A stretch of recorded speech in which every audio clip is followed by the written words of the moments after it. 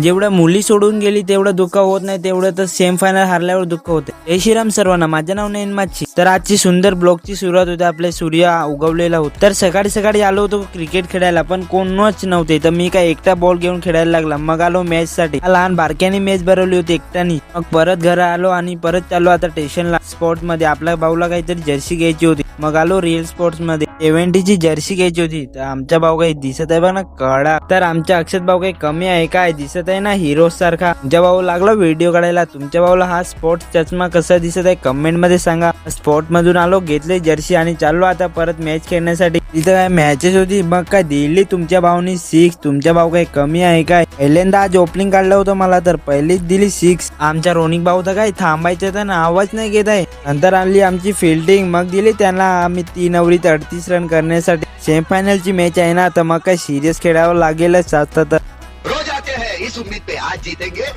कल जीतेंगे, परसों जीतेंगे, रोज हारते हैं. सेमीफायनल हारून गेलो तरी दुःख आहे, पण काय करणार, 4था प्राइज भेटलाय हे तरी हसून घेऊया. मुलगी सोडून गेल्यावर तेवढं दुःख होत नाही, तेवढं सेमीफायनल हारल्यावर दुःख होते. पण तुमच्या भाऊकडे तर जीएफच नाही मिळत, तर दुःखात कुठे हसत जगायचं.